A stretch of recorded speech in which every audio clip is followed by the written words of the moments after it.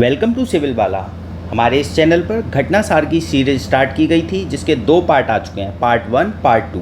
Part 1 और part 2 का अच्छा रिस्पॉन्स आया था और अगर आपने ध्यान से सुना होगा तो यूके पीसीएस जो अभी रिसेंटली एग्ज़ाम हुआ था 14 जुलाई को, उसमें 4 या 5 करंट अफेयर डायरेक्टली आए थे और इन 2 पार्ट के थ्रू मैंने आपको ये भी बताया था कैसे करंट अफेयर को लंबे समय तक याद रखा जाए। जैसे पार्ट 1 में आपको मैंने मैपिंग सिखाई थी, कैसे मैपिंग के थ्रू करंट अफेयर को पढ़ना है, स्पेशली पार्ट 1 के लास्ट पार्ट में। अगर आपने नहीं देखा है तो एक बार जाके ज़रूर देखिएगा, लास्ट में मैंने बताई है कैसे मैपिंग से याद रखना है। ठीक है, ऐसे ही पार्ट 2 में मैंने आपको मैपिंग और प्रीवियस ईयर के थ्रू कैसे लिंक करके करंट अफेयर को पढ़ना है, जिससे कि करंट अफेयर आपको याद रहे और आपका ट्रस्ट पड़े कि हम जो पढ़ रहे हैं सही पढ़ रहे हैं। ये मैंने पार्ट 1 और 2 में बताया था और रेस्पॉन्स भी बहुत अच्छा आया है, इसलिए इस सीरीज़ को कंटिन्यू रखा गया है।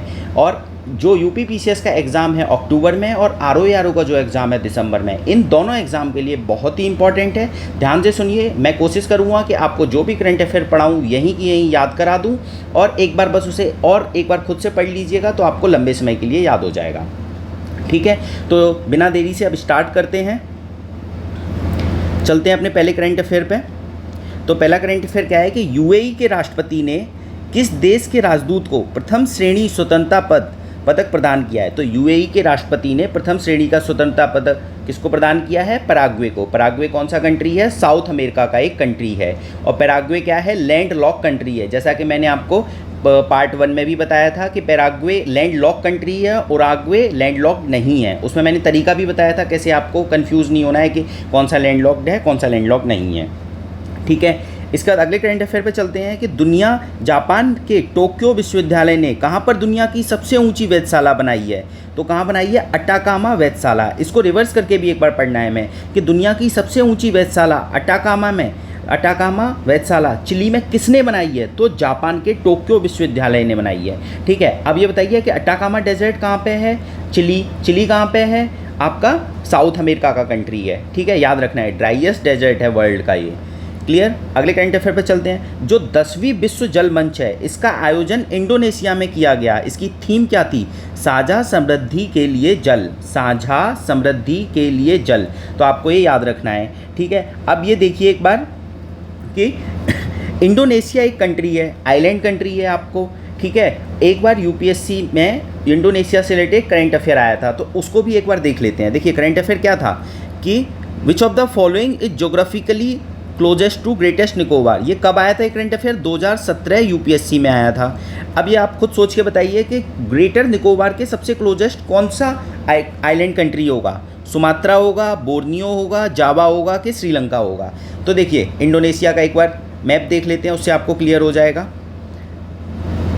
देखिए ये हमारे अंडमान निकोबार आइलैंड हैं। ठीक है, यहाँ पे ग्रेट निकोबार होगा। अब ग्रेट निकोबार के सबसे नियरेस्ट क्या हो गया? सुमात्रा। ठीक है, जावा ये रहा, बाली ये रहा, लॉम्बॉक आइलैंड ये रहा। ठीक है, तो नियरेस्ट कौन सा हो गया? सुमात्रा हो गया और श्रीलंका कहीं इस तरफ होगा, अब काफ़ी दूर हो गया, तो यही आंसर हो गया सुमात्रा। तो हमें सीक्वेंस भी याद रखना है, वेस्ट टू ईस्ट जब इंडोनेशिया के आइलैंड चलते हैं हम तो सबसे पहले आता है सुमात्रा, फिर जावा, फिर बाली, फिर लॉम्बॉक और अंडमान निकोबार के सबसे क्लोजेस्ट कौन सा हो गया? सुमात्रा। ठीक है, आपको याद रखना है ये करंट अफेयर। तो देखिए हमने कैसे पढ़ा कि हमने करंट अफेयर में इंडोनेशिया पढ़ा और इंडोनेशिया का हमने वो लिंक कर लिया कि प्रीवियस ईयर में क्या क्वेश्चन पूछा गया है। देखिए क्वेश्चन एक बार फिर देख लेते हैं कि ग्रेटर निकोबार के सबसे क्लोजेस्ट कौन है? तो सुमात्रा सबसे क्लोजेस्ट हो गया, यही इसका सही आंसर है, सुमात्रा। ठीक है, चलो अगले करंट अफेयर पे चलते हैं। जलमंच वाला हो गया था, कहाँ पे मीटिंग हुई? बाली के इंडोनेशिया में। उसकी थीम क्या थी? साझा समृद्धि के लिए जल। ठीक है, अगले करंट अफेयर पे चलते हैं कि परमाणु सुरक्षा पर अंतर्राष्ट्रीय सम्मेलन कहाँ आयोजित किया गया? तो वियना में। कहाँ पे? परमाणु सुरक्षा के लिए अंतर्राष्ट्रीय सम्मेलन कहाँ आयोजित किया गया? वियना में। वियना ऑस्ट्रिया की कैपिटल है और ऑस्ट्रिया एक यूरोपियन कंट्री है। ठीक है, ऑस्ट्रेलिया नहीं बोल रहा हूँ, ऑस्ट्रिया की कैपिटल क्या है? वियना और एक यूरोपियन कंट्री है। यहाँ पे किसकी मीटिंग हुई? परमाणु सुरक्षा को लेके मीटिंग हुई। ठीक है, अगला करंट अफेयर, हाल ही में अमेरिकी अंतरिक्ष एजेंसी नासा ने चंद्रमा पर किस नाम से पहले रेलवे सिस्टम को बनाने की घोषणा की? तो वेरी इंपॉर्टेंट करंट अफेयर, जहां मैंने स्टार मार्क किया है वो आपको और भी याद रखना है। ठीक है, स्टार मार्क वाला करंट अफेयर लंबे इंपॉर्टेंट ज़्यादा हो जाता है। तो चंद्रमा पर किस नाम से पहले रेलवे स्टेशन को बनाने की घोषणा की गई? उसका नाम है फ्लोट। फ्लोट किसने बनाया? नासा ने, ये भी याद रखना है। नासा ने चंद्रमा पर किस नाम से पहला रेलवे सिस्टम को बनाने की घोषणा की? तो उसका नाम है फ्लोट, ठीक है। और कहाँ पे? चंद्रमा पर। अगले करंट अफेयर पे चलते हैं। वर्ष 2027 में प्रस्तावित 11वें विश्व जल मंच की मेजबानी हाल ही में किस देश को सौंपी गई? हमने 10वें की देखी, कहाँ पे हुई? इंडोनेशिया में हुई। और उसकी थीम क्या थी? साझा समृद्धि के लिए जल। और इसकी थीम क्या है? इसकी थीम अभी कोई डिसाइड नहीं हुई है, बट ये कंट्री हमें याद रखना है, सऊदी अरब, सऊदी अरेबिया, ठीक है। अगले करंट अफेयर पे चलते हैं। और 2027 का है और 11वीं मीटिंग है, ये भी याद रखना है। अगले करंट अफेयर पे चलते हैं। नेपाल की वह महिला पर्वतारोही जिन्होंने मई 2024 में 13 दिन के अंदर माउंट एवरेस्ट पर 3 बार सफल चढ़ाई करने वाली दुनिया की पहली महिला पर्वतारोही बन गई हैं। तो इनका नाम क्या है? पूर्णिमा श्रेष्ठ। तो देखो, इसको रिवर्स करके भी पढ़ना है कि पूर्णिमा श्रेष्ठ जिन्होंने 3 बार सफल चढ़ाई चढ़ी है, दुनिया की पहली महिला पर्वतारोही बन गई हैं और 13 दिन के अंदर चढ़ी है। तो और वो कहाँ की हैं? इंडिया की नहीं है। पूर्णिमा श्रेष्ठ कहाँ की हैं? नेपाल की हैं। और कितने दिन के अंदर? 13 दिन के अंदर 3 बार चढ़ गई। अब इसको कैसे याद रखोगे? ये अपने आप में पूर्ण है, पूर्ण है, इसका मतलब 13 दिन में 3 बार चढ़ गई। और कहाँ की है? नेपाल की। कोई आदमी अपने आप में पूर्ण होता है तो क्या होता है कि वो हर काम कर सकता है। तो उन्होंने ऐसा एक अनोखा काम करके दिखाया, इसलिए इनका नाम भी हो गया, ठीक है। अगले करंट अफेयर पे चलते हैं। किस देश ने पर्यावरण की रक्षा में उल्लेखनीय योगदान देने वाले व्यक्तियों के लिए नए 10 वर्षीय ब्लू रेजिडेंसी वीज़ा की घोषणा की? तो यूएई ने कहा कि पर्यावरण की रक्षा के लिए उल्लेखनीय योगदान देने वाले व्यक्तियों के लिए 10 वर्षीय ब्लू रेजिडेंस वीज़ा। तो आपको बस इतना याद रखना है, ब्लू रेजिडेंस वीज़ा किसके लिए दिया है यूएई ने? जो लोग एनवायरमेंट प्रोटेक्शन में योगदान देते हैं उनके लिए, ठीक है। और 10 साल के लिए दिया है, ठीक है। Blue residence visa, UAE, clear. अगले करंट अफेयर पे चलते हैं। हाल ही के दिनों में चर्चा में रहा हम्बोल्ट ग्लेशियर स्थित है कहाँ पे? वेनेजुएला में। Very very important current affair, ये डायरेक्टली किसी भी एग्जाम में पूछा जाएगा। देखिए, ग्लोबल वार्मिंग हो रही है, क्लाइमेट चेंज हो रहा है, तो उसकी वजह से क्या है कि वेनेजुएला के जो हम्बोल्ट ग्लेशियर है वो पिघल रहा है, पिघलने की वजह से वो चर्चा में आ गया। और आपको एक और चीज़ पता होनी चाहिए, वेनेजुएला ही एक ऐसा एकमात्र कंट्री है जहाँ पे वहाँ के सारे ग्लेशियर पिघल गए हैं। अब आप कहोगे सारे ग्लेशियर पिघल गए हैं, इसका मतलब क्या है? इसका मतलब ये है कि ग्लेशियर का जो साइज़ होता है बहुत बड़ा होता है, तो वहाँ के ग्लेशियर के साइज़ कम हो गए हैं, अब उनको आइस शीट बोला जाता है, ठीक है। तो हम्बोल्ट ग्लेशियर कहाँ का है? वेनेजुएला का। चलिए अगले करंट अफेयर पर चलते हैं। टाइम्स हायर द्वारा जारी यंग यूनिवर्सिटी रैंकिंग 2024 में किसे शीर्ष स्थान मिला है? तो नानयांग टेक्नोलॉजिकल यूनिवर्सिटी, सिंगापुर की नानयांग यूनिवर्सिटी को हायर स्थान मिला है। किसकी द्वारा? टाइम्स हायर द्वारा जारी यंग यूनिवर्सिटी रैंकिंग में, यंग यूनिवर्सिटी रैंकिंग में।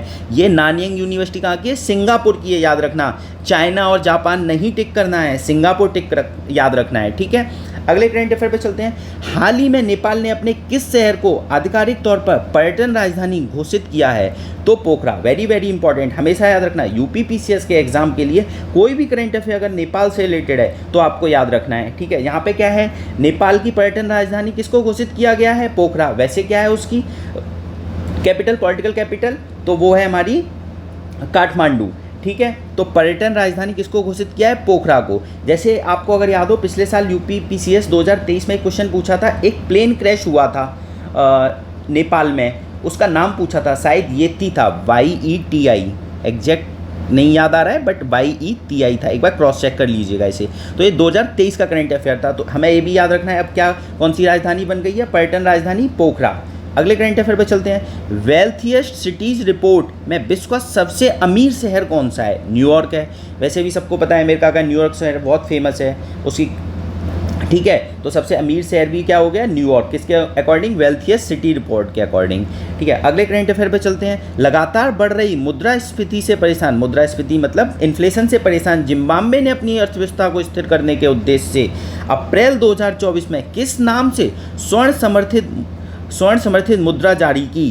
तो जिम्बाब्वे ने क्या है? इन्फ्लेशन से परेशान हो गया था और अपनी अर्थव्यवस्था को स्टेबल करना चाहता, स्थिर करना चाहता था। इसके लिए उसने एक स्वर्ण समर्थित मतलब गोल्ड से बैक्ड एक मुद्रा जारी की। उसका नाम क्या रखा है? जिग, ठीक है। इसकी फुल फॉर्म क्या है? Jedi Zimbabwe gold. बस इतना याद रखना, जिम्बाब्वे ने इन्फ्लेशन से लड़ने के लिए एक नई मुद्रा जारी की, बस इतना याद रखिए।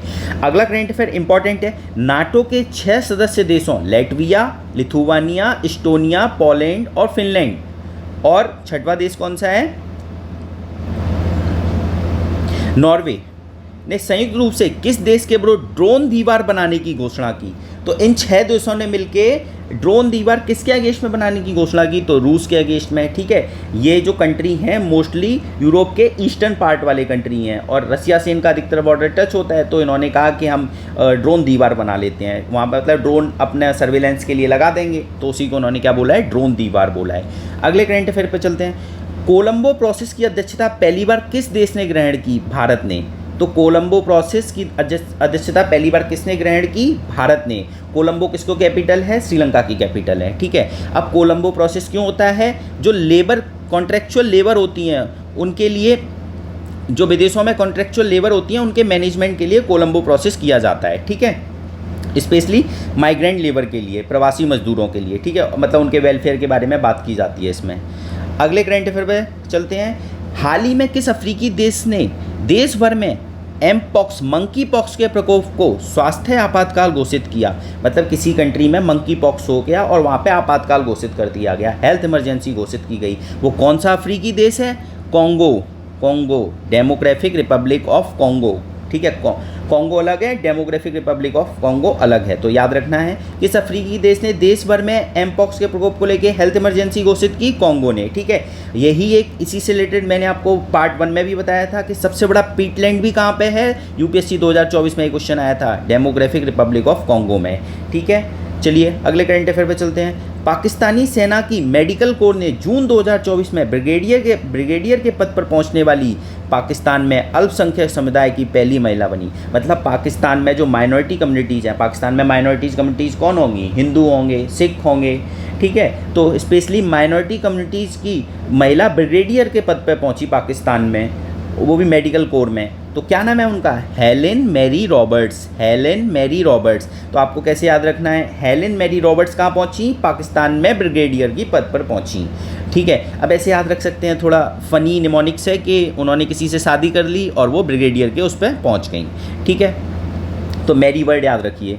उसके बाद अगले करंट अफेयर चलते हैं। 5 जून 2024 को मनाए गए विश्व पर्यावरण दिवस के वैश्विक समारोह की मेज़बानी कौन देश करेगा? Saudi Arabia.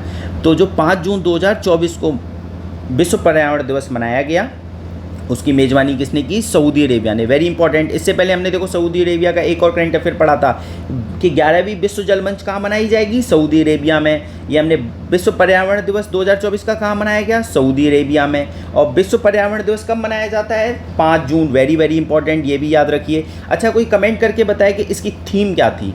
ठीक है, कमेंट करके ज़रूर बताइएगा। उससे क्या रहता है कि क्लास इंटरेक्टिव रहती है, हमें पता लगता है कि हाँ बच्चे सुन रहे हैं और पार्टिसिपेट भी कर रहे हैं। तो कमेंट ज़रूर करिएगा और फीडबैक भी दीजिए कि आपको और क्या चाहिए या आपको क्या अच्छा लगा, या आप नेगेटिव फीडबैक भी दे सकते हैं। ठीक है, कि आपको क्या चीज़ अच्छी नहीं लग रही है इसमें। चलिए अगले करंट अफेयर पर चलते हैं। हाल ही में किस देश ने ब्रिटिश अंटार्कटिक क्षेत्र में बड़े पैमाने पर तेल और गैस भंडार की खोज करने का दावा किया? तो ब्रिटिश का जो अंटार्कटिक वाला क्षेत्र है उस पर बड़े पैमाने पर तेल और गैस भंडार की खोज करने का दावा किसने किया? रूस ने किया। ठीक है, रूस ने कहा कि भाई वहाँ पे गैस और तेल के भंडार हैं, तो वहाँ अंटार्कटिक वाले क्षेत्र में वो कुछ ना कुछ करता ही रहता है रूस, तो इसको छोड़ सकते हैं या पता होना चाहिए आपको। ठीक है, अगले करंट अफेयर पे चलते हैं। वह देश जहाँ के चेतुमल खाड़ी में हाल ही में दुनिया का सबसे गहरा तामजा ब्लू होल मिला। तो तामजा ब्लू होल कहाँ मिला? चेतुमल खाड़ी में। ये कहाँ पे है? मैक्सिको में। मैक्सिको कहाँ है? साउथ अमेरिका का एक कंट्री है। ठीक है, तो ब्लू होल कहाँ मिला? चेतुमल खाड़ी। चेतुमल खाड़ी कहाँ है? मैक्सिको में। याद रखना। और सबसे गहरा है, ये इंपॉर्टेंट हो सकता है, इसको याद रखिए, ये नहीं आपको भूलना है। ठीक है, क्या हो गया ये? ओके, ठीक है, तो ये वाला करंट अफेयर इंपॉर्टेंट है, आपको याद रखना है। चलिए अगले करंट अफेयर पे चलते हैं। 2025 में होने वाले 81वें अंतर्राष्ट्रीय वायु परिवहन संघ में वार्षिक आम बैठक की मेज़बानी हाल ही में किसको सौंपी गई? तो अंतर्राष्ट्रीय वायु परिवहन संघ की आम बैठक की मेज़बानी कौन कर रहा है? 2025 की भारत कर रहा है। ठीक है, अगले करंट अफेयर पे चलते हैं। किसने दुनिया के पहले ईवी बैटरी पासपोर्ट को लॉन्च करने की घोषणा की? तो वॉल्वो कार्स ने। वॉल्वो कार्स ने कहा कि हम electronic vehicle battery passport launch करेंगे। याद रख लीजिए, पूछ सकता है, कई बार पूछ लेता है ऐसे करंट अफेयर भी। चलिए अगले करंट अफेयर पे। किस रूसी अंतरिक्ष यात्री ने अंतरिक्ष में सबसे अधिक 1000 दिन तक समय रहने का विश्व रिकॉर्ड बनाया? ओलेग कोनोनेंको ने। ओलेग कैनोनेंको ने, अगर आपने अभी यूके पीसीएस का एग्ज़ाम दिया होगा तो ये यूके पीसीएस में भी आया था, और देखिए यूपी पीसीएस में भी आ सकता है, क्योंकि इस तरीके के करंट अफेयर एक दो बार यूपी पीसीएस में भी पूछे गए हैं, और यूके पीसीएस के अभी 2024 के एग्जाम में ये आया ही था जो 14 जुलाई को हुआ था। ठीक है, क्या है करंट अफेयर? किस रूसी अंशित यात्री ने सबसे अधिक 1000 दिन तक समय तक रहने का विश्व रिकॉर्ड बनाया? उनका नाम क्या था? Oleg Kononenko. ये कहाँ के हैं ये पूछा था, तो ये रूस के हैं। और कितने दिन तक रहे ये भी याद रखना है, 1000 दिन तक, 1000 दिन तक। ठीक है, यहाँ पे भी देखो 5 जून लिखा हुआ है, तो 5 जून क्या होता है आप बताइए? 5 जून को वर्ल्ड एनवायरनमेंट डे मनाया जाता है। ठीक है, और अब देखिए इसको याद कैसे रखना है कि इन्होंने अलग से किसी के कान में बोला कि मुझे अंतरिक्ष में लंबे समय तक रहना है, तो ओलेग का अलग उठा लिया और कोनेंको का कान उठा लिया, तो अलग से कान में बोला मुझे अंतरिक्ष में रहना है, तो अलग कान अंतरिक्ष, तो अंतरिक्ष में सबसे लंबे समय तक रहे, ऐसे करके याद करना है आपको। ठीक है, अगला करंट अफेयर बात है, माउंट इबू ज्वालामुखी में विस्फोट हुआ वह किस देश में? इंडोनेशिया। तो इसको कैसे याद रखोगे? इबू का ई, इंडोनेशिया का ई, इबू कहाँ है? इंडोनेशिया में, बस इतना याद रखिए। ठीक है, तो एग्जाम में आपको याद आ जाएगा, ऐसे करके कुछ ना कुछ निमोनिक्स आपको बनाने हैं। ठीक है, अगले करंट अफेयर पर चलते हैं। मुंबई में आयोजित मिस वर्ल्ड प्रतियोगिता की विजेता रहीं, तो मुंबई में मिस वर्ल्ड प्रतियोगिता 2024 हुई, उसकी चेक रिपब्लिक की क्रिस्टीना पिस्कोवा। देखिए ये याद रखना है आपको, क्योंकि ये भी बहुत इंपॉर्टेंट करंट अफेयर है। मिस वर्ल्ड प्रतियोगिता है 2024 की, कहाँ पे हुई? मुंबई में। कौन इसकी विजेता रही? Krystyna Pyszkova. और कहाँ की है? चेक रिपब्लिक की। तो आपको ये कंट्री भी याद रखना है, कंट्री भी कई बार पूछा जाता है। तो क्रिस्टीना पिस्कोवा को चेक मिला, क्या मिला? चेक मिला, और ये मिस वर्ल्ड बन गई। इस तरीके से आपको रखना है, इनको किसी ने ब्लैंक चेक दे दिया कि जाओ आप मिस वर्ल्ड बन जाओ। ठीक है, तो क्या नाम है? क्रिस्टीना पिस्कोवा, चेक रिपब्लिक की हैं ये।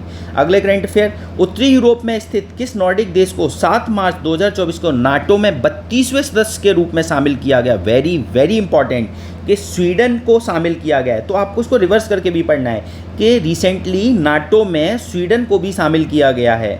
ठीक है, वो कौन से नंबर का कंट्री है? तो 32वें नंबर का कंट्री है। ठीक है, और किस में?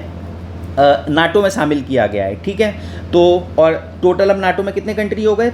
32 कंट्री हो गए हैं। 31वां कौन था? फिनलैंड था। 32वां कौन है? स्वीडन। ये नंबर भी याद रखना है। 32 कौन? स्वीडन। ठीक है, अगला करंट अफेयर, किस देश में गर्भपात कराने को संवैधानिक अधिकार का दर्जा दिया है तथा संविधान में अधिकार जोड़ने वाला वह दुनिया का पहला देश बन गया? वेरी वेरी इंपॉर्टेंट, देखो इसको भी स्टार मार्क किया है कि जो गर्भपात आप कराते हैं उसको संवैधानिक अधिकार दिया है, और दुनिया का पहला ऐसा देश बन गया है जिसने संविधान में यह अधिकार जोड़ दिया है। तो कौन है वो? फ्रांस। ठीक है, फ्रांस एक ऐसा कंट्री है जिसने गर्भपात को संवैधानिक अधिकार बोल दिया है, मतलब आप एबॉर्शन अपनी इच्छा से करा सकते हैं, वहाँ पर उसने संविधान के अंदर ये चीज़ मेंशन कर दी गई है फ्रांस में।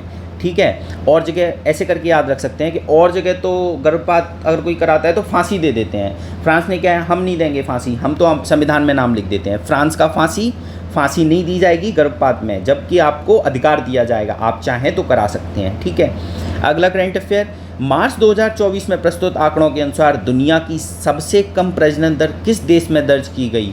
दक्षिण Korea. Very very important, UPSC 2024 में ये क्वेश्चन आया था कि किस किस कंट्रीज़ में हमारी जो प्रजनन दर है या पॉपुलेशन डिक्रीज़ कर रही है। इस तरीके से यूपीएससी 2024 में क्वेश्चन आया था। उसमें साउथ कोरिया ऑप्शन था, इटली ऑप्शन था, और जापान ऑप्शन था। ठीक है, 5 ऑप्शन थे, ये तीनों ऑप्शन सही थे। तो कहाँ कहाँ प्रजनन दर कम हो रही है? दक्षिण कोरिया में, इटली में और जापान में। देखो जापान सबको पता होता है, साउथ कोरिया कम लोगों को पता होता है, और इटली बहुत कम लोगों को पता होता है। इवन इटली में ऐसा कहा जा रहा है पिछले 8 महीनों से कोई भी बच्चा पैदा नहीं हुआ है। तो ये भी करंट अफेयर आपको याद रखना है। ठीक है, तो इसलिए यूपीएससी ने भी पूछा है, और ये भी करंट अफेयर इसलिए इंपॉर्टेंट है कि सबसे कम प्रजनन दर कहाँ पर है? दक्षिण कोरिया में इस समय। ठीक है, अगले करंट अफेयर पे, विश्व की किस महिला यात्री विमान कंपनी ने पहली एआई एयर होस्टेज समा 2.0 नाम से 2024 में प्रस्तुत किया? कतर एयरवेज ने। ठीक है, तो पहली यात्री विमान कंपनी बन गई जिसने एआई एयर होस्टेज को लॉन्च किया। उसका नाम क्या था? समा 2.0, और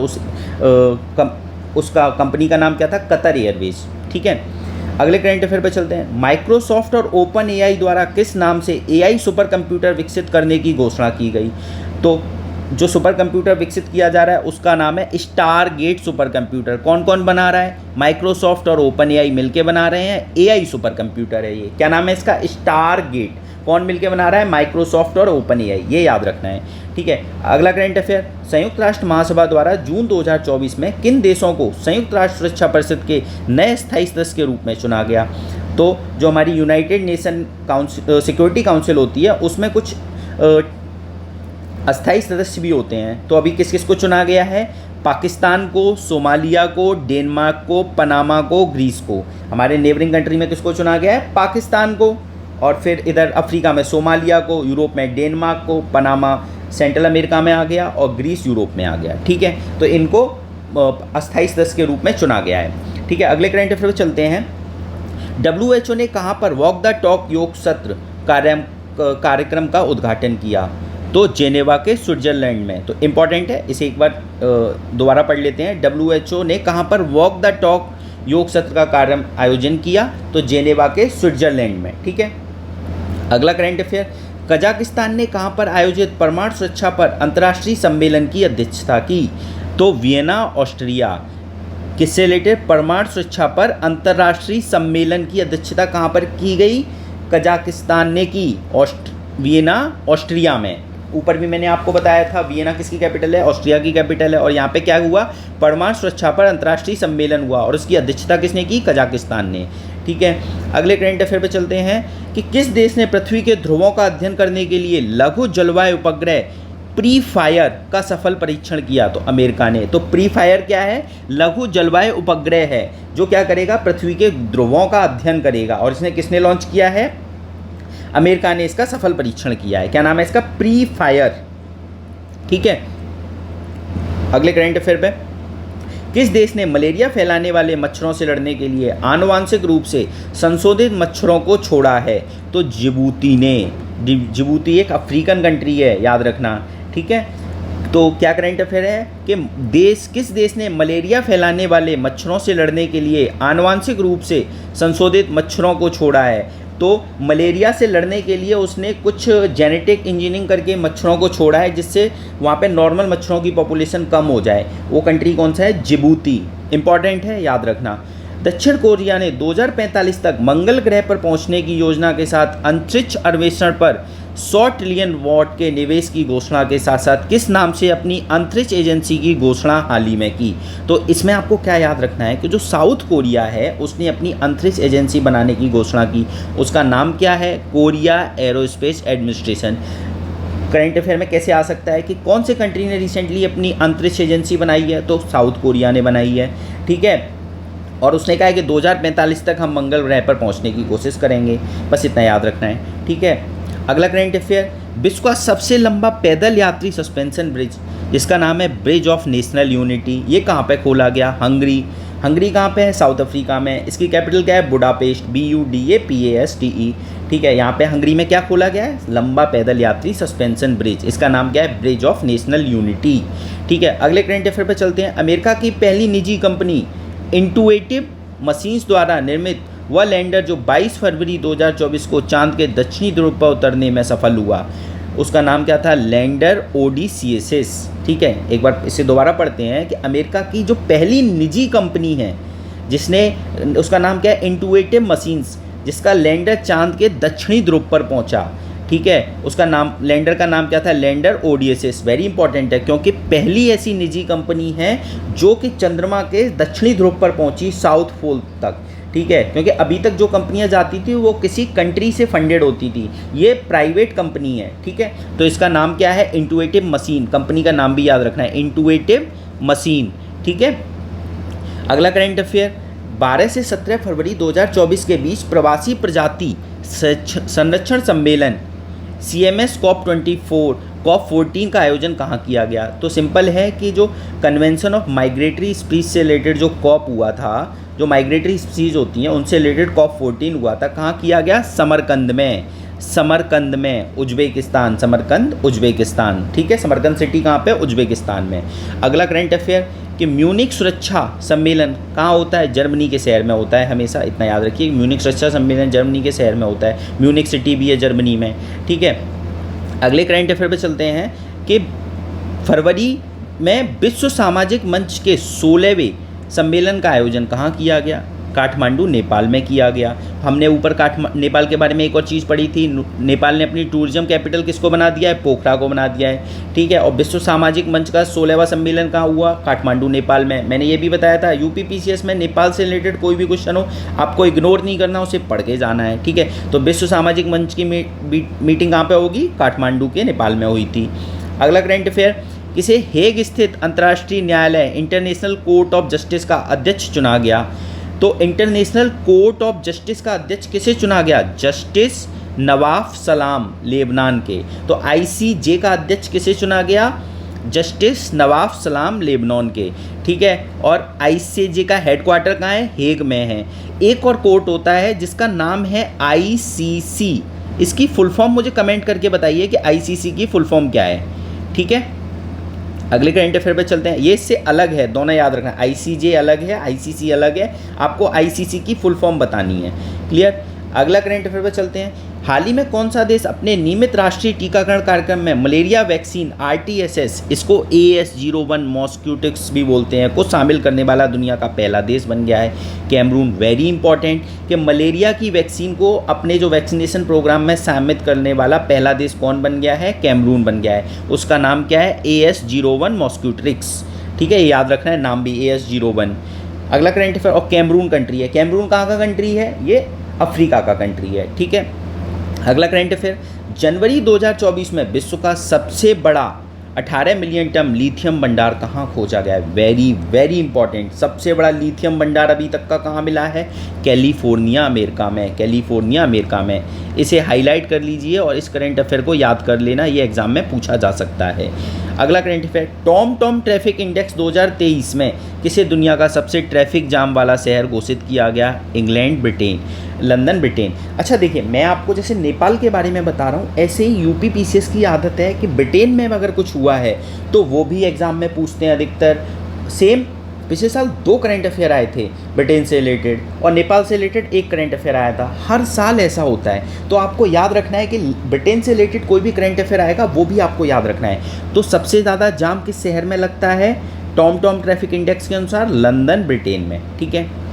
अगला करंट अफेयर, यूरोप में, अच्छा देखिए एक और चीज़, ये जब आप कई सारे पेपर्स को लगा लेते हैं तो आपको ये पैटर्न मालूम पड़ता है कि कहाँ से यूपीपीसीएस करंट अफेयर पूछता है।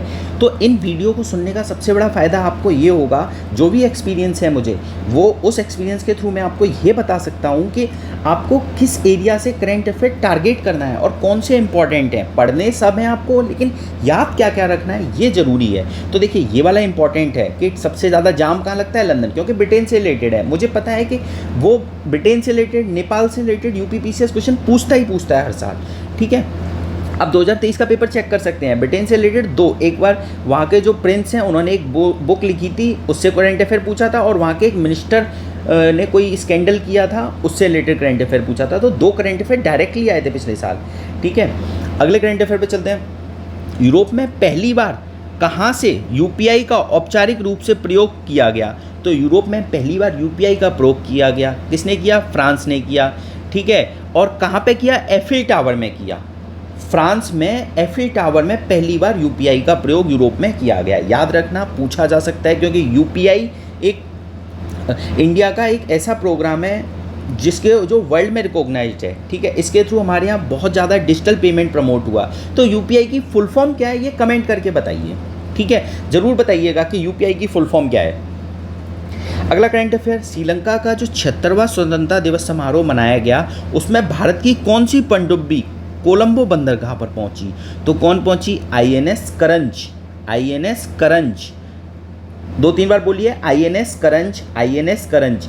ये कहाँ पहुंची, श्रीलंका के 76वें स्वतंत्रता दिवस समारोह में, ठीक है, याद रखना है इसको। स्विट्जरलैंड के दावोस में 15 से 19 जनवरी 2024 तक आयोजित विश्व आर्थिक मंच की 54वीं वर्षगांठ बैठक का केंद्रीय विषय क्या था। तो विश्व का पुनर्निर्माण, rebuilding trust, very very important. देखिए स्विट्जरलैंड के दावोस में किसकी मीटिंग हुई, वर्ल्ड इकोनॉमिक फोरम की, हमेशा होती है वर्ल्ड इकोनॉमिक फोरम की मीटिंग, का होती है दावोस में होती है। दावोस सिटी कहाँ पे, स्विट्जरलैंड में, याद रखना है आपको, ठीक है। इसकी थीम क्या थी, थीम याद रखिए, विश्वास का पुनर्निर्माण या रीबिल्डिंग ट्रस्ट, ठीक है। अगले करंट अफेयर पे चलते हैं, चंद्रमा के सियोली क्रेटर पर सफलतापूर्वक सॉफ्ट लैंडिंग करने वाले दुनिया का 5वां देश बन गया है। तो अब ये देखिए कि दुनिया का 5वां देश किसके लिए बना है, जो चंद्रमा पे सॉफ्ट लैंडिंग करा पाया है, ठीक है, और वो भी चंद्रमा के श्योली क्रेटर पर। तो वो कौन बना है, जापान बना है, वेरी वेरी इंपॉर्टेंट। और जापान के उस मिशन का नाम क्या था, मून मिशन स्नाइपर।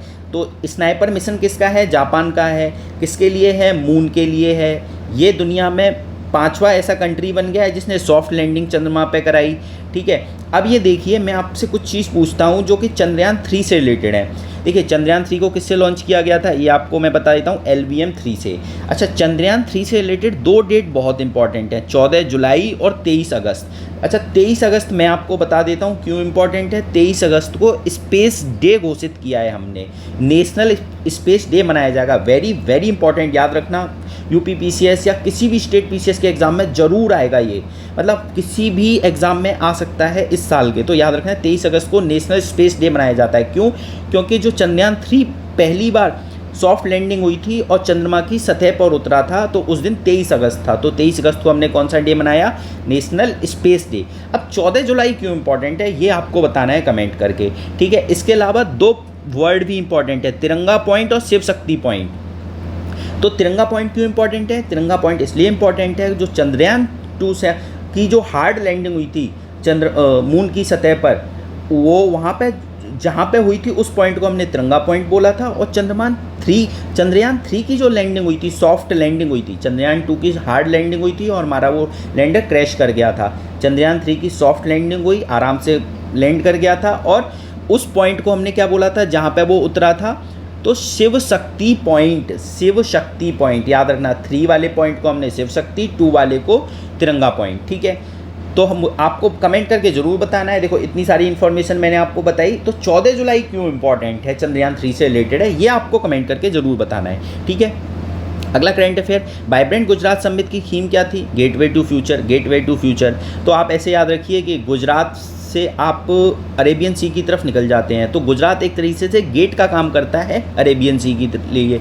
तो उसकी थीम क्या रख दी उन्होंने, गेटवे टू फ्यूचर, ठीक है। अगला करंट अफेयर, 1 जनवरी 2024 को आधिकारिक तौर पर ब्रिक्स की सदस्यता ग्रहण की किसने, ब्रिक्स के, वेरी वेरी इंपॉर्टेंट। देखिए, 1 जनवरी 2024, ये डेट भी याद रख सकते हैं आप। 1 जनवरी 2024 को आधिकारिक तौर पर ब्रिक्स की सदस्यता किसने ग्रहण की, मिस्र मतलब इजिप्ट ने, इथोपिया ने, ईरान ने, सऊदी अरेबिया ने और संयुक्त अरब अमीरात ने। ये 1 2 3 4 5 कंट्री ने ग्रहण किया। देखो, टोटल 6 लोगों के लिए प्रस्तावित था, तो 6वां कंट्री जिसने मना कर दिया वो कौन था, वो था अर्जेंटीना। ये भी पूछा जा सकता है किसने मना किया, तो अर्जेंटीना ने मना कर दिया था और इन 5 कंट्री ने ज्वाइन कर लिया। ये 5 कंट्री कौन है, मिस्र, इथोपिया, ईरान, सऊदी अरेबिया और संयुक्त अरब अमीरात। याद रखना, भूलना नहीं है, ये पूछा जा सकता है, ठीक है। और अब आप ये बताइए कि मिस्र क्यों फेमस है, स्वेज नहर के लिए। मैंने पार्ट 1 में भी बताया था, स्वेज नहर कहाँ पर है, मिस्र में है, ठीक है। यहाँ से इंडिया से यूरोप की दूरी भी कम हो गई थी। कितने किलोमीटर कम हो गई थी इंडिया से यूरोप की दूरी, ये भी UPPCS में एक बार पूछा हुआ है कि जब स्वेज नहर बनी थी तो इंडिया से यूरोप की दूरी कितने किलोमीटर कम हो गई थी, ये भी आपको कमेंट करके बताना है, ठीक है। चलो, मैं आपको एक हिंट दे देता हूँ कि 4 डिजिट नंबर है और 7 से शुरू होता है। 4 डिजिट नंबर है, 7 से शुरू होता है। आप कमेंट करके बताइए कि कितने किलोमीटर डिस्टेंस रिड्यूस हो गई थी स्वेज नहर के बनने के बाद इंडिया और यूरोप के बीच में, ठीक है। देखिए, मैं आपको सारे करंट अफेयर प्रीवियस ईयर से लिंक करके पूछता भी रहूँगा, जिससे आपको धीरे धीरे करके ट्रस्ट बिल्डअप हो के हम जो पढ़ रहे हैं वो सही पढ़ रहे हैं, ठीक है ना।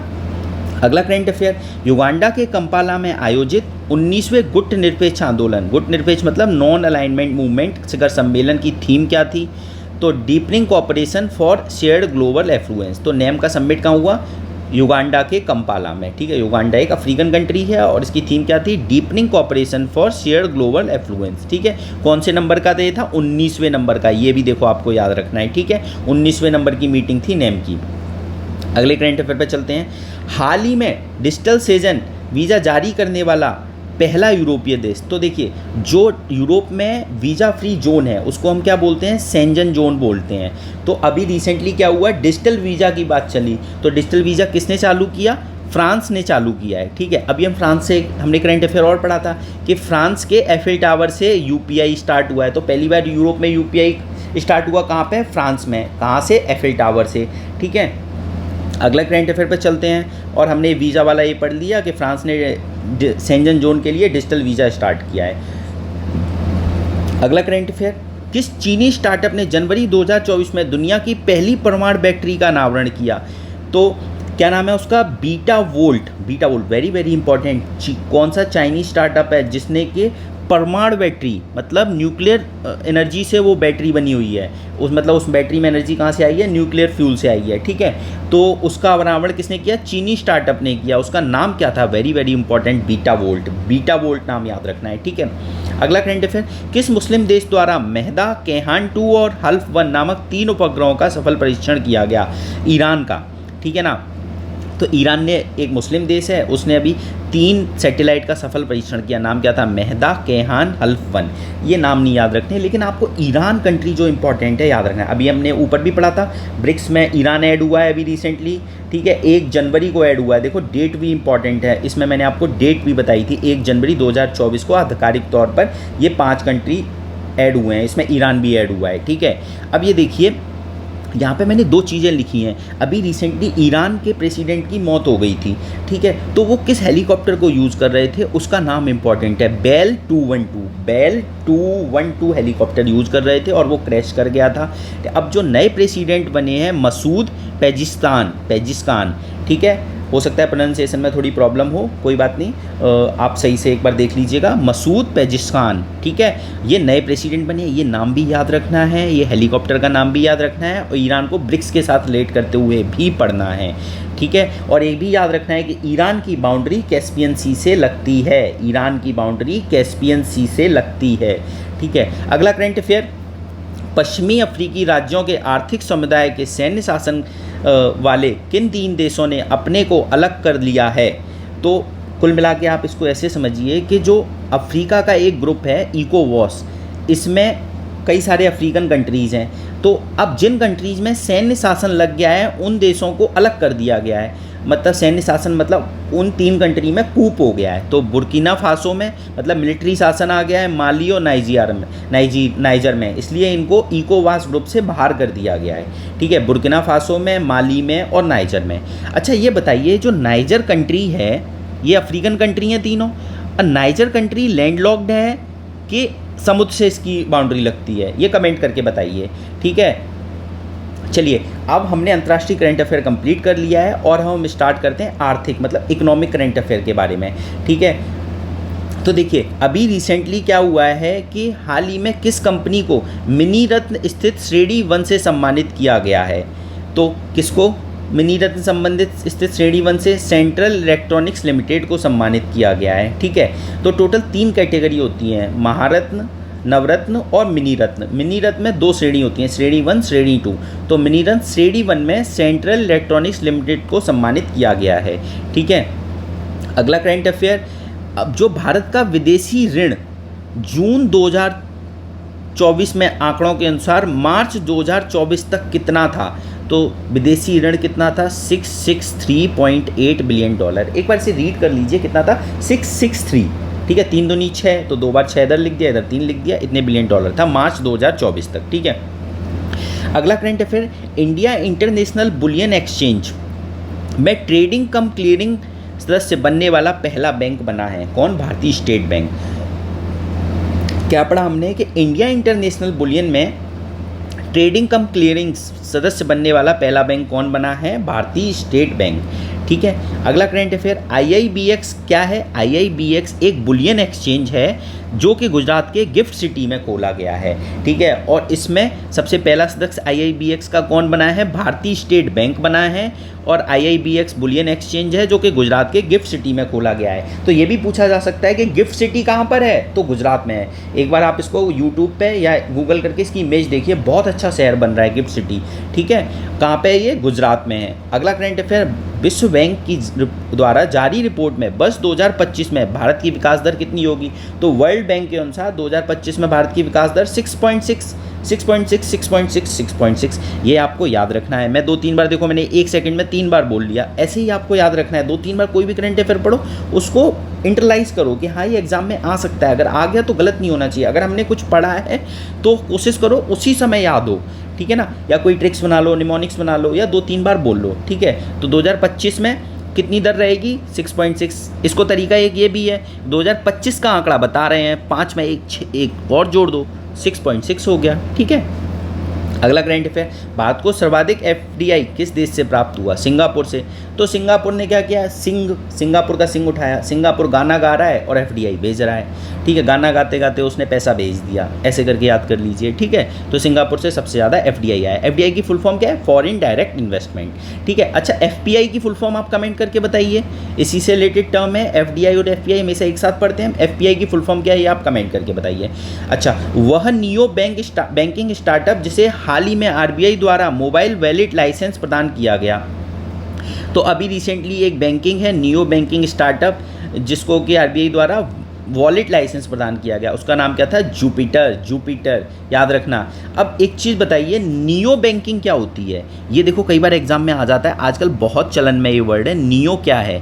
तो नियो वर्ड से आप ये समझते हैं कि ऐसी बैंक जिसकी कोई फिजिकल लोकेशन नहीं है, बस केवल ऑनलाइन वो ऑपरेट कर रही है, सब काम उसका ऑनलाइन है, कोई फिजिकल लोकेशन नहीं है, तो उसको हम नियो बैंकिंग बोलते हैं, ठीक है। और वो जिसको वॉलेट लाइसेंस दिया है जुपिटर। और अभी ये आरबीआई ने किस पे पनिशमेंट लगाया था? किसके वॉलेट को बंद कर दिया गया था? पेटीएम को, ये भी याद रखना, वेरी वेरी इंपॉर्टेंट। इससे रिलेटेड करंट अफेयर कुछ ना कुछ एग्जाम में आएगा ही आएगा। मैं आपको सेपरेटली जब भी कोई भी पेटीएम से रिलेटेड करंट अफेयर आएगा तो आपको वो डिटेल में बता दूंगा, ठीक है।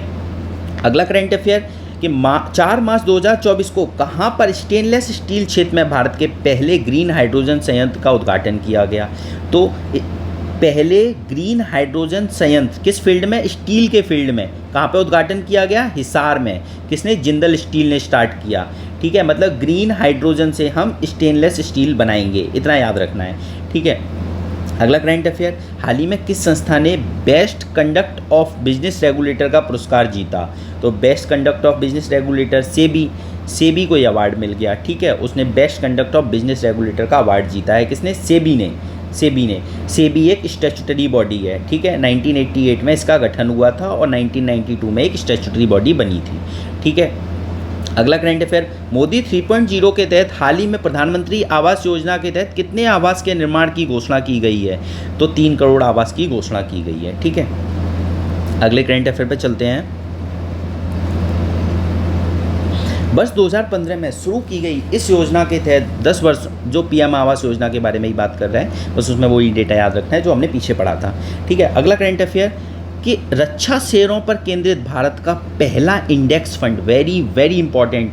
देखो, रक्षा डिफेंस से रिलेटेड अगर कोई न्यूज़ है, और शेयर मार्केट आजकल बहुत न्यूज़ में चलता है, और पहली बार ऐसा हो रहा है, पहला इंडेक्स फंड जो रक्षा शेयरों पर आधारित है, तो उसका नाम क्या है? Motilal Oswal asset management company limited, very very important. तो मोतीलाल ओसवाल ने अपना एक डिफेंस से रिलेटेड फंड, इंडेक्स फंड निकाला है, ठीक है। एक तरीके से सिप भी है, सिप मतलब सिस्टमेटिक इन्वेस्टमेंट प्लानिंग, जिसके थ्रू आप पैसा भी इन्वेस्ट कर सकते हो, ठीक है। किसने निकाला है? मोतीलाल ओसवाल ने। अगला करंट अफेयर, हाल ही में मर्सर द्वारा जारी रिपोर्ट के अनुसार प्रवासियों के लिए देश का सबसे महंगा शहर किसे घोषित किया गया है? मुंबई को। देखो, प्रवासी मतलब माइग्रेंट लोग हैं, उनके लिए सबसे महंगा शहर किसको घोषित किया गया है? मुंबई को, ठीक है। मुंबई मेरी जान अब लोगों की जान बन गई है और बहुत ज़्यादा महंगी हो गई है, इतना ऐसे करके याद रख लीजिए। और किसके लिए? माइग्रेंट लोगों के लिए, ठीक है। एम, मुंबई का एम उठाइए, माइग्रेंट का एम उठाइए, एम से एम मुंबई, ऐसे भी कर सकते हैं। अगला करंट अफेयर, गोल्डन राइस के व्यवसाय के उत्पादन पर रोक किसने लगाई है? तो फिलीपींस ने लगाई है। देखिए, गोल्डन राइस क्या है? एक तरीके से जेनेटिकली मॉडिफाइड क्रॉप है। अब इसमें विटामिन ए रिच हो जाता है जब जेनेटिकली मॉडिफाइड कर देते हैं, तो फिलीपींस ने इसे पहले चालू किया था, अब कहा है कि हम इसका कॉमर्शियल प्रोडक्शन नहीं करेंगे, और ये बहुत न्यूज़ में था जब उसने चालू किया था फिलीपींस ने, ठीक है। अब उसने बंद किया है, फिर ये न्यूज़ में है, तो आपको याद रखना है। इससे पता लगता है कि जीएम क्रॉप में जो हम संदेह उठता है कि ये ख़राब है कि अच्छी है, तो इसे अगर हमने बंद कर रहा है कोई कंट्री, तो कुछ ना कुछ और संदेह उठते हैं जीएम क्रॉप पे, ठीक है। अभी इसका मतलब साइंटिफिक रिसर्च और करना बाकी है कि ह्यूमनिटी पे एक्चुअली में क्या इम्पैक्ट पड़ेगा, तो ये आपको याद रखना है। जेनेटिकली मॉडिफाइड क्रॉप से रिलेटेड इंडिया में भी इसका प्रोडक्शन नहीं होता है, ठीक है। तो अभी रिसेंटली किसने बैन किया है? फिलीपींस ने बैन किया है कि हम इसका कॉमर्शियल प्रोडक्शन नहीं करेंगे। अगले पे चलते हैं। किस भारतीय बैंक का बाजार पूंजीकरण 8 लाख करोड़ के स्तर को पार कर गया? State bank of India. अभी हमने स्टेट बैंक ऑफ इंडिया से एक और करंट अफेयर पढ़ा था, देखो मैंने कैसे एरो मार्क कर रहा हूँ, ऐसे ही आप पढ़ो तो आप कुछ ना कुछ मार्क करते रहो। तो देखिए क्या पढ़ा हमने कि भारतीय स्टेट बैंक ने क्या किया है, IBBX पे अपना रजिस्ट्रेशन कराया है बुलियन एक्सचेंज पे, ठीक है ना, पहला बैंक बन गया है। और कहाँ पे खुला है IBBX, गुजरात के गिफ्ट सिटी में खुला है। यहाँ पे कैपिटल मार्केट वैल्यूएशन में, मार्केट कैपिटलाइजेशन में 8 लाख करोड़ के स्तर को पार कर गया है। कौन? State bank of India. ये भी पूछा जा सकता है, ठीक है, कोई प्राइवेट बैंक का नाम लिख देगा एग्जाम में और आप कंफ्यूज हो जाओगे, नहीं स्टेट बैंक ऑफ इंडिया है जो 8 लाख करोड़ के स्तर को पार किया है, ठीक है, मार्केट कैपिटलाइजेशन में। अगला करंट अफेयर, मोबाइल सारथी 2.0 किसके द्वारा लॉन्च किया गया? सेबी के द्वारा। अभी हमने सेबी का एक और करंट अफेयर पढ़ा था, बताइए क्या पढ़ा था सेबी का करंट अफेयर? कि इसको अवार्ड मिला है best conduct of business regulator का अवार्ड मिला है। यहाँ पे हमने क्या पढ़ा कि इसने मोबाइल सारथी ऐप लॉन्च किया है, ठीक है। इन्वेस्ट इंडिया द्वारा हाल ही में जारी एक अनुमान के अनुसार भारत का ई-कॉमर्स बाजार कब तक $325 बिलियन का पहुंच जाएगा? तो 2030 तक। तो देखिए भारत का जो ई-कॉमर्स बाजार है बहुत तेज़ी से बूम कर रहा है और ये कहा जा रहा है कि $325 बिलियन का आंकड़ा 2030 तक पार कर जाएगा। ऐसा किसने बोला? इन्वेस्ट इंडिया ने बोला, ठीक है। अगला करंट अफेयर, किस बैंक ने भारत का पहला virtual credit card pixel launch किया? HDFC बैंक ने। वेरी वेरी इंपॉर्टेंट, पहला वर्चुअल क्रेडिट कार्ड पिक्सल किसने लॉन्च किया? HDFC बैंक ने, ये आपको याद रखना है, ठीक है। अगला करंट अफेयर, फ़ोनपे ने किस देश में UPI सुविधा लॉन्च की? तो श्रीलंका। फ़ोनपे ने कहा कि फ़ोनपे क्या एक डिजिटल प्लेटफॉर्म है, आप सब इससे बहुत ज़्यादा पेमेंट करते होंगे, फ़ोनपे से, गूगल पे से, ठीक है। तो फ़ोनपे ने कहा कि हम चलते हैं श्रीलंका, वहाँ पर भी करके आते हैं डिजिटलाइजेशन, इंडिया में तो हमने कर ही दिया है। अगला करंट अफेयर, विश्व समूह द्वारा विश्व बैंक आर्थिक सलाहकार पैनल के सदस्य के रूप में किस भारतीय को नियुक्त किया गया? तो वर्ल्ड बैंक में जो इकोनॉमिक एडवाइजर पैनल है उसमें किस इंडियन को नियुक्त किया गया है सलाहकार के रूप में? राकेश मोहन को, ठीक है। राकेश मोहन कह रहे हैं कि हमें वर्ल्ड बैंक में जाना है, वहाँ पे इकोनॉमिक एडवाइजरी बनना है, तो राकेश मोहन जी को आर्थिक सलाहकार बनाया गया वर्ल्ड बैंक में, ठीक है। अगला करंट अफेयर, भारतीय रिजर्व बैंक ने वित्तीय वर्ष 2023-24 के लिए भारत सरकार को लाभांश के रूप में कितने लाख करोड़ हस्तांतरित किए? तो 2.11 लाख करोड़। ये डेटा एक बार पढ़ लीजिए कि भारतीय रिजर्व बैंक ने भारत सरकार को जो भी रिजर्व बैंक को जो भी प्रॉफिट हुआ था उसने भारत सरकार को उसका कुछ अंश दे दिया। कितना दिया? 2.11 लाख करोड़ दिया, ठीक है। अगला करंट अफेयर, गेल लिमिटेड ने मई 2024 में अपना पहला 10 मेगावाट क्षमता का ग्रीन हाइड्रोजन प्लांट कहाँ लगाया? विजयपुर मध्य प्रदेश में। तो गेल ने ग्रीन हाइड्रोजन प्लांट कहाँ लगाया? विजयपुर मध्य प्रदेश में। अगला करंट अफेयर, किस केंद्रीय विद्युत प्राधिकरण द्वारा मई में जारी आंकड़ों के अनुसार वित्त वर्ष 2024 में राज्य ट्रांसमिशन यूटिलिटी द्वारा 1460 सर्किट किलोमीटर ट्रांसमिशन लाइन को जोड़ने में कौन सा राज्य शीर्ष स्थान पर रहा? तो आपको बस इसमें इतना याद रखना है कि उत्तर प्रदेश शीर्ष स्थान पर रहा। किस चीज़ में? कि उसने ट्रांसमिशन लाइन को जोड़ा है, ठीक है। कितनी? 1460 सर्किट किलोमीटर की ट्रांसमिशन लाइन को यूटिलिटी के साथ, राज्य ट्रांसमिशन यूटिलिटी के साथ जोड़ने में सफल रहा और पहला राज्य बन गया, ठीक है। अगला करंट अफेयर, मई 2024 के आखिरी सप्ताह में किस अंतर्राष्ट्रीय रेटिंग एजेंसी ने अर्थव्यवस्था पर भारत के दृष्टिकोण को स्थिर से सकारात्मक में संशोधित किया? किसको? S&P ने। S&P ग्लोबल रेटिंग ने भारत की अर्थव्यवस्था को ये कहा है कि स्थिर से अब वो पॉजिटिविटी की तरफ जा रही है, सकारात्मक की तरफ जा रही है। तो किसने कहा? ये S&P ने बोला, ठीक है। S&P एक रेटिंग एजेंसी है, क्रेडिट रेटिंग एजेंसी है जो कि कंट्री की रेटिंग को डिसाइड करती है। उसके बेसिस में कंट्रीज़ में बाहर से इन्वेस्टमेंट आता है। आपकी अच्छी रेटिंग होगी तो ज़्यादा इन्वेस्टमेंट आएगा, ज़्यादा FDI आएगा। अब देखिए FDI की बात मैंने अभी की, अब FDI सबसे ज़्यादा कहाँ से आता है? मैंने कैसे बताया था आपको? सिंगापुर से आता है। सिंगापुर सिंग कर रहा है, गाना गा रहा है और पैसा लेके आ रहा है, ऐसे करके याद कर लिया था हमने। ऐसे ही कुछ ना कुछ बनाते रहिए तो आपको भी याद हो जाएगा, ठीक है। संयुक्त राष्ट्र संघ की प्रवासन एजेंसी द्वारा मई में जारी विश्व प्रवासन रिपोर्ट 2024 के अनुसार वर्ष 2022 में प्रेषित धन प्राप्ति के मामले में $110 अरब धनराशि प्राप्त करने वाला शीर्ष देश क्या रहा? तो कुल मिला के देखिए इतना बड़ा करंट अफेयर, इसमें आपको ये याद रखना है कि सबसे ज़्यादा रिमिटांसेस किस कंट्री में आते हैं? तो इंडिया में सबसे ज़्यादा रिमिटांसेस आते हैं। $111 अरब के रिमिटांसेस आए थे 2022 में, 2024 की रिपोर्ट के अनुसार, ठीक है। विश्व प्रवासन रिपोर्ट, ठीक है। कौन निकालता है? संयुक्त राष्ट्र संघ निकालता है। ये भी याद रखना है आपको, कौन निकालता है? संयुक्त राष्ट्र संघ निकालता है, ठीक है। अगला करंट अफेयर, भारत का सबसे बड़ा व्यापारिक भागीदार देश रहा। तो भारत का सबसे बड़ा व्यापारिक भागीदार देश कौन है? इस 2023-24 का चीन है, ठीक है। अगला करंट अफेयर, चेन्नई की startup company mind group technology ने हाल ही में किस नाम से भारत का पहला वाणिज्यिक उच्च प्रदर्शन चिप लॉन्च किया? तो सिक्योर IoT, ठीक है, इसको आप इग्नोर कर सकते हैं, ज़्यादा इंपॉर्टेंट नहीं है, ठीक है। अगला करंट अफेयर, हाल ही में बजाज ऑटो ने किस नाम से दुनिया की पहली CNG मोटरसाइकिल लॉन्च की? तो बजाज फाइटर। तो ये पूछा जा सकता है दुनिया की पहली CNG मोटरसाइकिल किसने लॉन्च की? बजाज ऑटो ने, उसका नाम क्या है? बजाज फाइटर, ठीक है। अगला करंट अफेयर, वह देश जहां से मई 2024 के आखिरी सप्ताह में RBI द्वारा 100 टन से अधिक सोना भारत वापस लाया गया? तो वेरी इंपॉर्टेंट, RBI ने 100 टन से अधिक सोना कहाँ से वापस लाया? ब्रिटेन से वापस लाया, ठीक है। ब्रिटेन का करंट अफेयर है, आपको मैंने पहले भी बताया था, कोई भी ब्रिटेन का करंट अफेयर हो उसे आपको याद रखना है, ठीक है। अगला करंट अफेयर, रिलायंस इंडस्ट्री ने हाल ही में कहाँ पर देश के पहले मल्टी मॉडल लॉजिस्टिक पार्क का निर्माण किया? तो रिलायंस इंडस्ट्री ने देश के पहले मल्टी मॉडल लॉजिस्टिक पार्क का निर्माण चेन्नई में किया, ठीक है। अगला करंट अफेयर, अप्रैल 2023 में जनवरी 2024 के बीच कौन सा राज्य देश का सबसे बड़ा 30% योगदान इलेक्ट्रॉनिक सामान निर्यातक रूप में उभरा है? तो मतलब सबसे ज़्यादा इलेक्ट्रॉनिक सामान का एक्सपोर्ट कहाँ से हुआ है? स्पेशली टोटल एक्सपोर्ट का 30% तमिलनाडु से। वेरी वेरी इंपॉर्टेंट, याद रखना, तमिलनाडु इलेक्ट्रॉनिक सामान, इलेक्ट्रॉनिक गुड्स के एक्सपोर्ट में सबसे ज़्यादा एक्सपोर्ट करता है। ओवरऑल 30%, जितना हम एक्सपोर्ट करते हैं इलेक्ट्रॉनिक सामान उसका 30% करता है, ठीक है। अगला करंट अफेयर, हाल ही में भारत का कौन सा बंदरगाह वित्तीय वर्ष 2023-24 में भारत का शीर्ष कार्गो हैंडलिंग बंदरगाह बन गया है? तो पारादीप बंदरगाह बन गया है। यहाँ आपको जवाहरलाल नेहरू बंदरगाह जो मुंबई में है वो नहीं मानना है, JNPT वाला, ये यहाँ पे याद रखना है कि शीर्ष कार्गो हैंडलिंग बंदरगाह के रूप में कौन उतरा है वित्तीय वर्ष 2023-24 में? पारादीप बंदरगाह। ये पूछा जा सकता है, इसको भी आप याद रखिए, ठीक है। पारादीप बंदरगाह याद रखना है शीर्ष कार्गो हैंडलिंग बंदरगाह के रूप में, ठीक है। अगला करंट अफेयर, जून 2024 में प्रस्तावित प्रस्तुत रिपोर्ट के अनुसार RBI की बैलेंस शीट का आकार मार्च 2024 तक 11.08 से बढ़कर कितने लाख करोड़ हो गया है? 70.47 लाख करोड़। ये RBI के लिए इंपॉर्टेंट रहता है, ये UPPCS में ऐसे करंट अफेयर नहीं आते हैं, ठीक है, तो इसको भी आप इग्नोर कर सकते हैं। अगले करंट अफेयर चलते हैं। ILO द्वारा 2024 के लिए अध्ययनत वैश्विक बेरोजगारी दर अनुमान क्या है? तो ILO के अनुसार जो वर्ल्ड का जो अनएम्प्लॉयमेंट रेट है वो कितना है? 4.9%। ये पूछा जा सकता है, ये आपको याद रखना है, ठीक है। अगला करंट अफेयर, अप्रैल 2024 में वित्त मंत्रालय द्वारा किस क्षेत्र को अधिकृत आर्थिक संचालन का दर्जा प्रदान किया गया? रत्न एवं आभूषण क्षेत्र को, ठीक है। तो AEO मतलब अधिकृत आर्थिक संचालन का दर्जा किसको दिया गया? रत्न और आभूषण क्षेत्र को। क्लियर, ज़्यादा इंपॉर्टेंट नहीं है, इसे भी आप छोड़ सकते हैं, बट एक बार पढ़ लीजिए, ठीक है।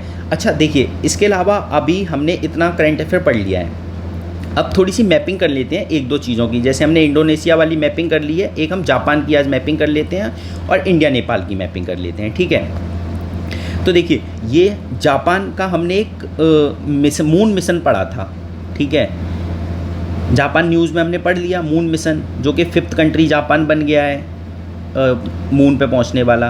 तो उस मिशन का नाम आप कमेंट करके बताइए, मैंने आपको नीचे वीडियो में बताया हुआ भी है, आपको एक बार कमेंट करके भी बताना है। तो जापान के आइलैंड देख लेते हैं, कई बार एग्जाम में पूछा जाता है कि जापान के आइलैंड को नॉर्थ से साउथ अरेंज करिए या जापान का सबसे बड़ा आइलैंड कौन सा है? तो सबसे पहले नॉर्थ से साउथ अरेंज करते हैं। Hokkaido, Honshu, Shikoku, Kyushu. तो यही सीक्वेंस याद रखना है आपको, होकाइडो, होन्शु, शिकोकू, क्यूशू। कैसे याद रखोगे? HH शाहरुख खान या HH शाहरुख खान, शाहरुख खान का घर, H से मतलब हाउस, तो ऐसे याद रखिए, शाहरुख खान नीचे लिखिए, ऊपर HH लिख दीजिए, ठीक है।